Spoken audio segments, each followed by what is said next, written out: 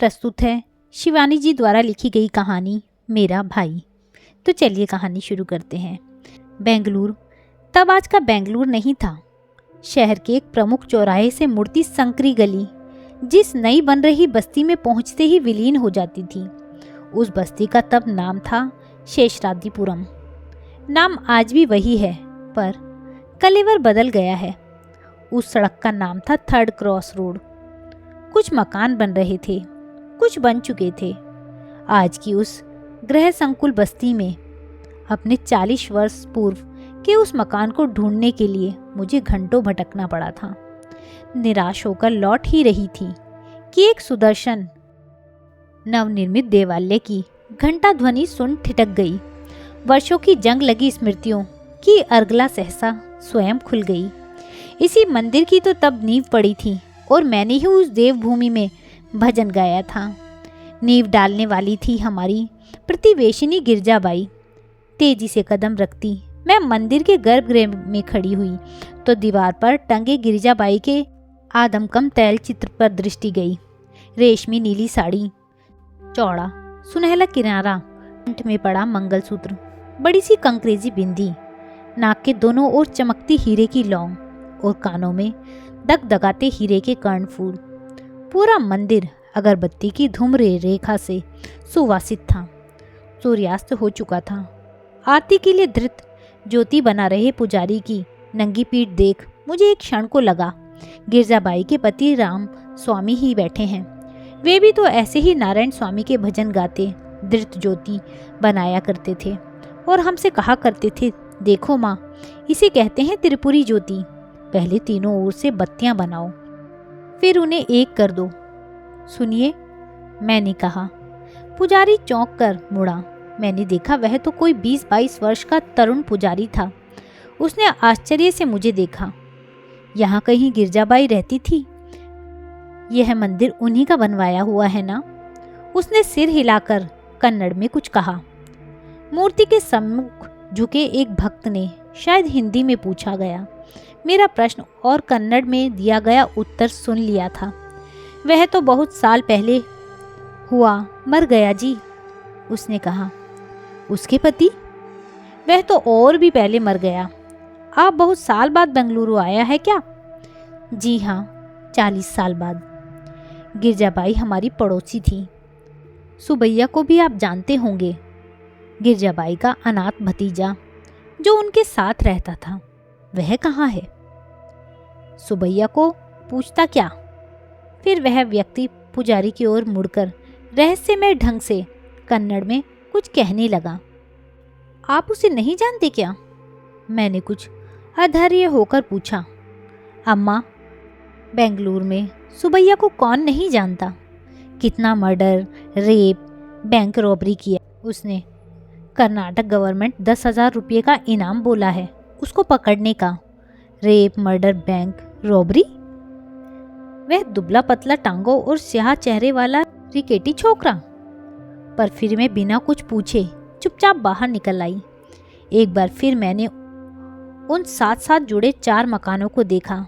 नया नया पेंट, चमकती लाल छत, हरा पेंट किया, जाफरीदार बरामदा और खिड़कियों के नए चमचमाते शीशे, जिन्हें हम प्रत्येक रविवार को अखबार की भीगी लुगदी रगड़ रगड़ कर साफ करते थे, जिससे उनकी शुभ्र पारदर्शिता भेद गोल कमरे में धरा हमारा रोजवुड का नया नया फर्नीचर राह चलते राहगीरों को भी क्षण भर ठिठकने को बाध्य कर दे।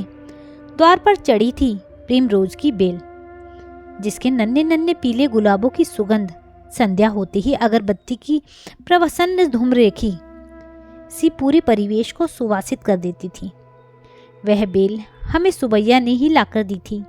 कहता था यह सर मिर्जा इस्माइल के माली ने बड़ी चिरोरी कर हमारे लिए मांग लाया है। आज हमारे उसी मकान की खिड़कियों में बदसूरत टीन ठुके थे। प्रिमरोज की बेल न जाने किस अरण्य में विलीन हो गई थी। गेट टूटकर किसी बूढ़े जर्जर दांत सा नीचे लटक रहा था। काल की कुटिल गई गति क्या मनुष्य और वनस्पति, पेड़ पौधे, इमारत, झोपड़ी किसी को नहीं छोड़ती। इस परिवेश में मेरे कैशौर्य की कितनी सुनहली स्मृतियां दबी पड़ी थी। तब इस मंदिर की मूर्तियां गिरजाबाई के गृह में प्रतिष्ठित थी। लाल मोज़ेक फर्श, अगरबत्ती और बेले, मोंगरे की खुशबू के बीच स्थापित वेंकटेश की दिव्य मूर्ति के सम्मुख तब भी अखंड धृत ज्योति जलती थी। स्वयं गिरजाबाई का तेजोमय व्यक्तित्व भी उस पूजन गृह में मेल खाता था। गिरजाबाई और रामस्वामी निसंतान थे। कुछ वर्ष पूर्व वे गांव से अपने दूर के किसी रिश्तेदार के अनाथ पुत्र को ले आए थे। गिरजाबाई उसे ठूस ठूस कर खिलाती रहती, फिर भी उसकी ठूस सी देह पर रत्ती भर मांस की परत ने भी नहीं चढ़ी थी। उस पर रंग था आबनूसी शाह। अंधेरे में कोई देख ले तो भूत भूत कर चिल्ला पड़े। उस पर एक आंख भेंगी थी, कभी कभी लगता पुतली है ही नहीं। ललाट के बीचों बीच आंख के आकार के बड़े से घाव का निशान था। यही है मेरे शिव, सुबैया का तीसरा नेत्र। गुस्सा आने पर गिरजाबाई कहती, इसी से तो अभागे के सब पढ़ी रटी विद्या बह जाती है, दिमाग में कुछ टिकता ही नहीं। सचमुच ही बेचारा लगभग 3 वर्षों से ही क्लास में अटका पड़ा था। अरे तुम अच्छे अच्छे स्कूलों में पढ़ती हो, गिरजाबाई कहती, छुट्टियों में घर आती हो तो इसे भी पढ़ा दिया करो, शायद तुम्हारी सोहबत ही इसे सुधार दे।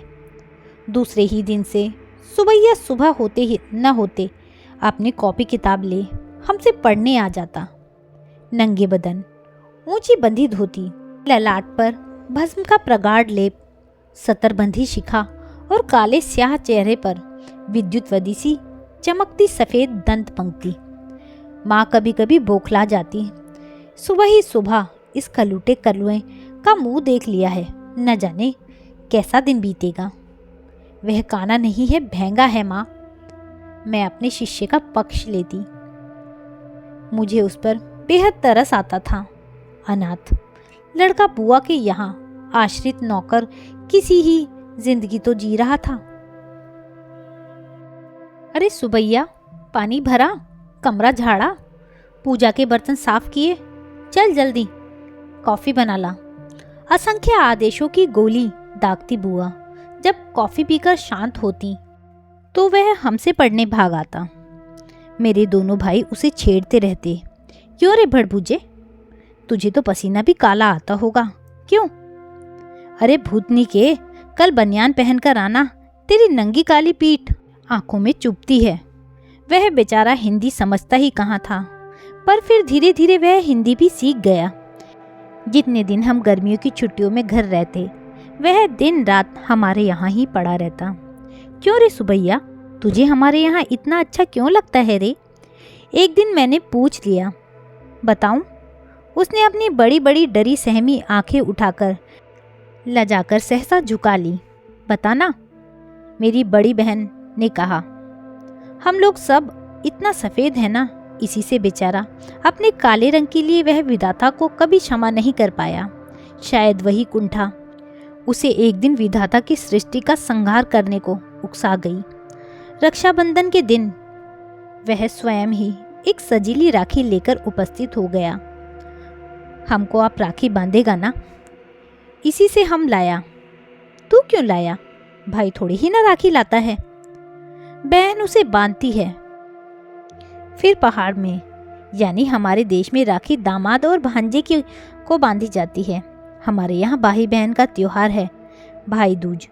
उस दिन आना, हम तुझे पूरी पकवान खिलाकर तिलक करेंगे और तू हमें रुपया देगा। ऐसा क्या?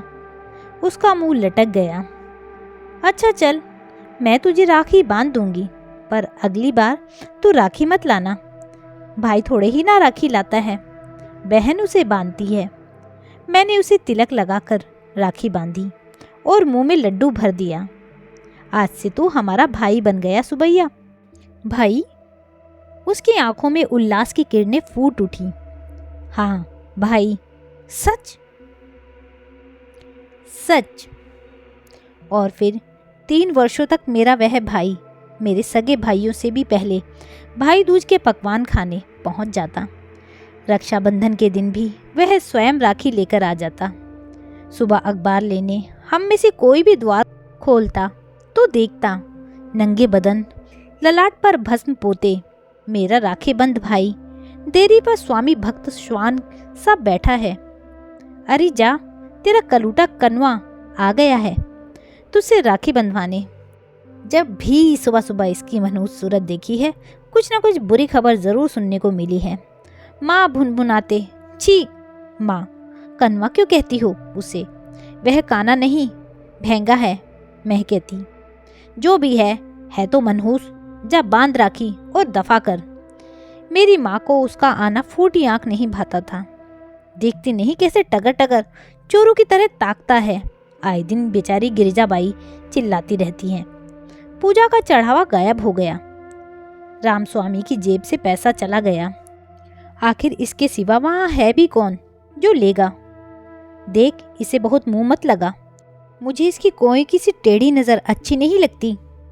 मेरे हॉस्टल जाने के दिन आते तो वह उदास हो जाता, मुँह से कुछ नहीं कहता, पर जाने के दिन एक मोगरे का गजरा लेकर स्टेशन पर अवश्य उपस्थित रहता। ले, आ गया तेरा भाई, मेरी बहन कहती। पिछली बार स्टेशन आया तो ट्रेन 7 घंटे लेट पहुंची थी। मैं ट्रेन से गर्दन निकाल उसके दुबले काले हाथ से हिलते पांडुवर्णी जीर्ण रुमाल को तब तक देखती रहती जब तक वह आंखों से ओझल नहीं हो जाता। शायद 3 वर्षों तक वह निरंतर मुझसे राखी बंधवाने आता रहा। फिर उसी वर्ष मेरे पिता का देहांत हुआ और दक्षिण हमसे छूट गया।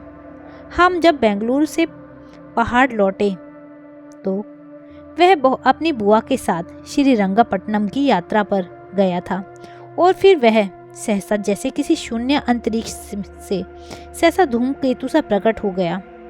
वह भी ठीक रक्षाबंधन के दिन।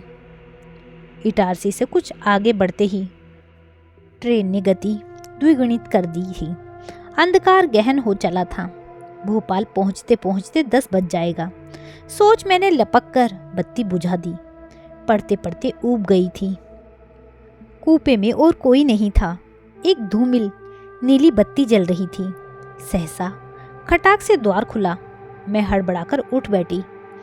मैंने तो चिटकनी चढ़ाई थी, ये कैसे खुल गया? मैं बत्ती जलाती इससे पूर्व ही मैंने देखा एक मुड़े तार को भीतर डाल सदी कौशल से चिटकनी खोलने वाला वह दीर्घदेही व्यक्ति मेरे सिरहाने खड़ा है। खाकी वर्दी, सिर पर धरी तिरछी बैरक कैप जिसने यवनिका की भांति उसका पूरा चेहरा ढांप लिया था। खबरदार जो चिल्लाई, यहीं ख़त्म कर दूंगा। लाओ बटवा, घड़ी, चेन, कंगन, कान के टॉप्स भी खोल कर दे दो, नहीं तो मुझे खींचने पड़ेंगे। बेकार में खून बहाना मुझे अच्छा नहीं लगता। मैंने एक एक कर सब चीज़ें उसे थमा दी। ऐसी परिस्थिति में व्यर्थ का दुस्साहस प्रदर्शन मुझे महंगा बैठेगा, यह मैं समझ गई थी, क्योंकि उसके हाथ में एक लंबा लपलपाता छुरा था।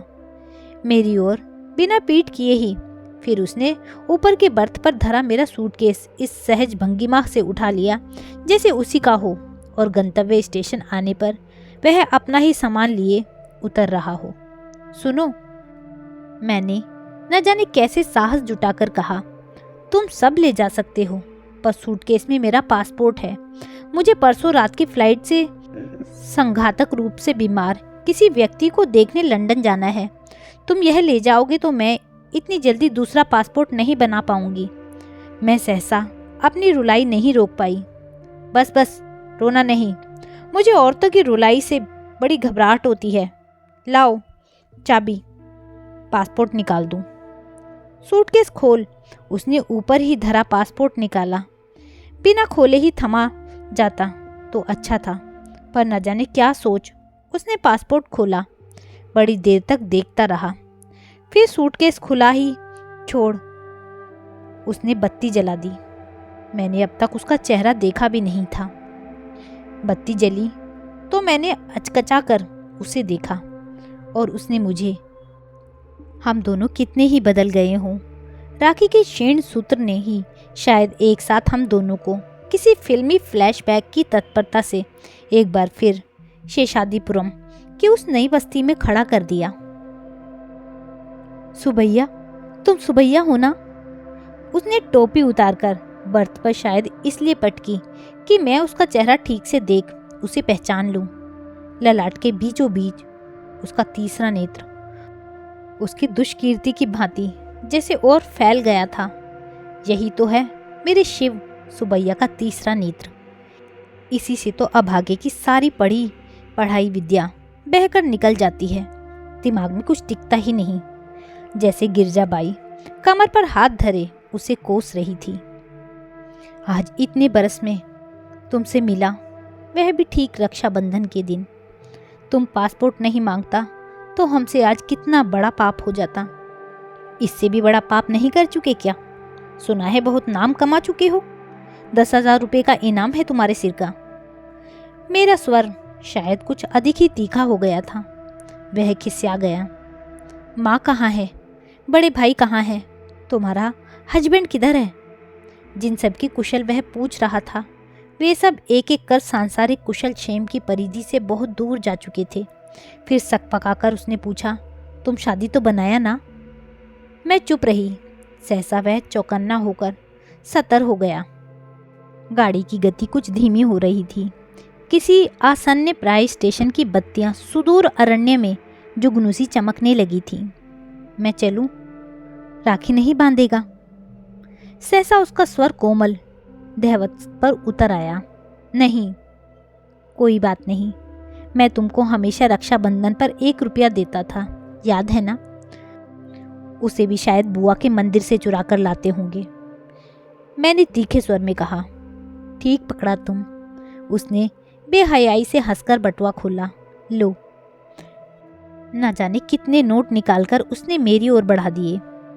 मैं तुम्हारा रुपया अब लेना तो दूर, छूना भी नहीं चाहती। ओह, हम समझ गया।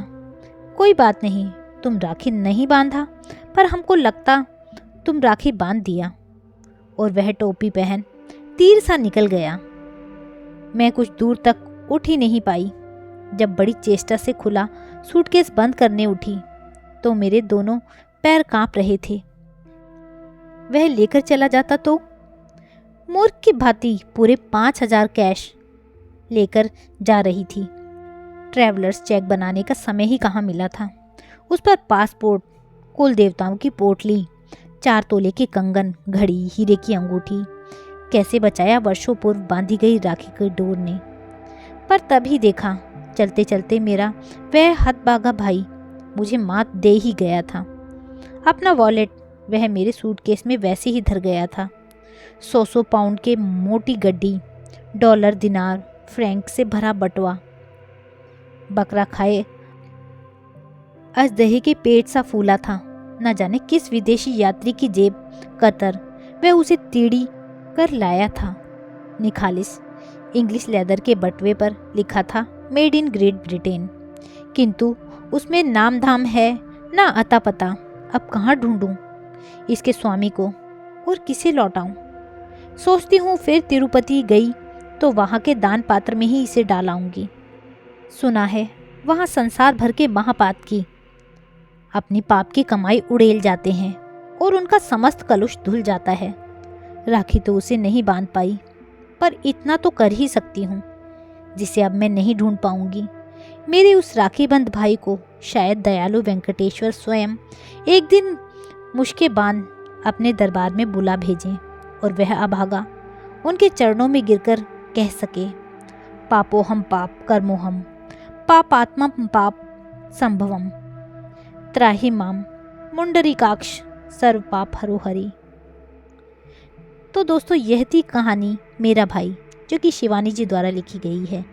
आपको यह कहानी कैसी लगी मुझे कमेंट करके ज़रूर बताइएगा। यदि आपको कहानी अच्छी लगी हो तो कहानी को लाइक कीजिएगा, शेयर कीजिएगा और मेरे चैनल को सब्सक्राइब करना ना भूलिएगा।